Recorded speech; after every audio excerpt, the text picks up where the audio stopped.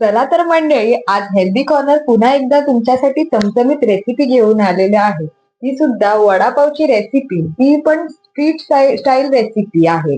आणि त्याचबरोबर लाल चटणी कशी बनवायची आणि वडापाव बरोबर मिळणारी जी लाल चटणी आहे ती सुद्धा ह्या रेसिपीमध्ये तुम्हाला कळणार आहे. तर त्या बरोबर सर्वात आधी मी 5 बटाटे घेतलेले आहेत आणि त्यामध्ये मी कुकरमध्ये उकळायला ठेवलेले आहे कमी पाण्यात. थोडंसं मीठ घातलेलं आहे. आता अशा पद्धतीने बटाटे बॉईल झालेले आहेत. बॉईल करून झाल्यानंतर चांगलं असं सोलून घेतलंय आणि त्यानंतर 1.5 कप बेसन घेतलेलं आहे. थोडं थोडं पाणी घेऊन त्याचं थिक बॅटर करणार आहे मी. बघा अशा पद्धतीने थोडस अजून लागणार, जेवढं लागेल तेवढं पाणी घेईल.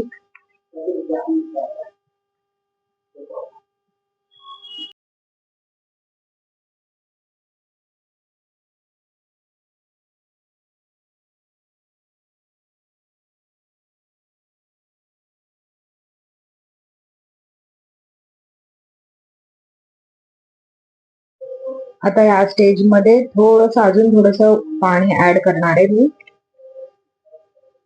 पाणी ऍड केल्यानंतर थोडस मीठ घालणार आहे चवीपुरतं आणि पाणी घालून पुन्हा एकदा मिक्स करून घेणार आहे.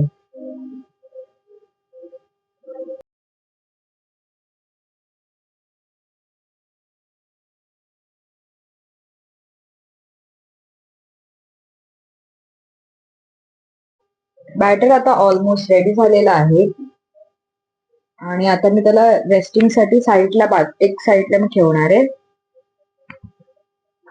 त्यानंतर बटाट्याच्या भाजीची जी रेसिपी आहे ती मी प्रिपेअर करणार आहे. सगळ्यात आधी मी मिक्सर मध्ये 6 मिरच्या घेतल्यात. त्यानंतर मी लसूण घेतलंय. त्यानंतर मी आलं घेतलंय आणि धणे घेतलेत 2 चमचे. आता चांगलंस ग्राइंड करून घेणार आहे मी. आणि त्यानंतर मी स्टीलची कढईमध्ये तेल घेतलंय. त्याच्यामध्ये मोहरी घेतली, 1 चमचा टाकली. थोडीशी तडतडल्यानंतर जिरं मी हा 1 चमचा वापरलाय आणि कढीपत्ता घेतलाय. कढीपत्त्यानंतर मी हळद टाकली अर्धा चमचा. त्यानंतर मी जे मिक्सर मध्ये जे ग्राइंड केलेलं जे मिश्रण आहे ते मी ह्या कढईमध्ये टाकलेले. चांगलं असं भाजून घेतलंय तेलात. आता ह्या बटाट्यांना स्मॅश करून घेणार आहे चांगलं असं. तुमच्याकडे जर का स्मॅशर असेल तरी तुम्ही त्यावर सुद्धा स्मॅश करू शकता, पण माझ्याकडे स्मॅशर नव्हतं त्यामुळे मी हाताने स्मॅश केलेलं आहे. आता ह्याच्यामध्ये तेलामध्ये बटाट्यांना चांगलं असं परतून घेतलंय. कोथिंबीर घातलीये, छान असा कांदा घातलाय चिरून. पुन्हा एकदा मी परतून घेतलंय. बघा अशा पद्धतीने मस्त परतून घेतली. त्यानंतर मी बॅटर मध्ये चिमूटभर सोडा घालून परत एकदा मिक्स करून घेतलेला आहे. आता मी या बटाट्यांच्या मिश्रणाचे गोळे करून घेतलेत. आता सगळे गोळे झाल्यावर मी त्या बेसनाच्या मिक्स मध्ये डिप करून फ्राय करून घेणार आहे. Medium to high gas फ्लेमवर.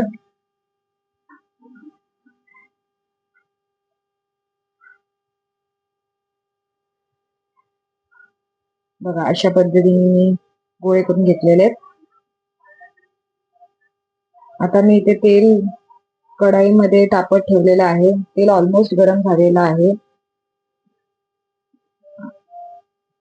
गरम झाल्यावर मी बेसनामध्ये गोळे टाकून मस्तपैकी डिप करून घेतले. आता फ्रायिंग साठी ठेवले कढाईमध्ये.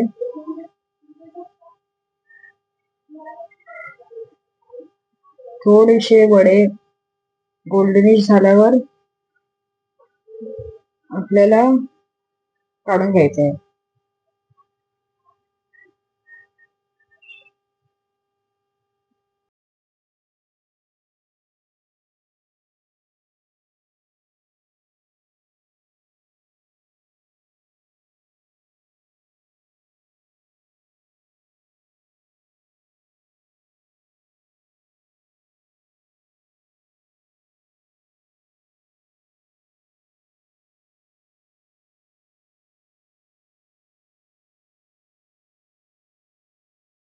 वडे आता फ्राय होतच आलेत.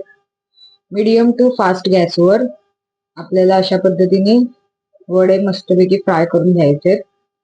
बघा ऑलमोस्ट रेडी झालेत. आता मी सर्विंग प्लेट मध्ये सर्व करून घेणार आहे. छान असे झालेत बघा, सुवर्ण रंग आलेला आहे वड्यांवर. वडे तर झालेत. आता त्यानंतर आपण चटणीची पण रेसिपी पाहिलीच पाहिजे. आता चटणीसाठी तुम्ही फ्राय केलेले जे बेसन होतं ते बेसन मी ग्राइंडर मध्ये घेतलेलं आहे. त्यामध्ये 4-5 लसणाच्या कळ्या घेतल्यात, 1 चमचा मसाला घेतलाय, मीठ टाकले, मिक्सरला लावून छानस असं अशी चटणी बनवून घेतलेली आहे. त्याला आता पावावर लावलेली आहे आणि वडा ठेवून सर्विंग प्लेटवर सर्व केलेली आहे. मग काय मंडळी, आता इथवर आलात तर लाईक, शेअर आणि सबस्क्राईब करायला नक्कीच विसरू नका आणि कमेंट तर कराच तुम्ही ही रेसिपी ट्राय केल्यानंतर आणि सांगा की कशी झालेली होती म्हणून.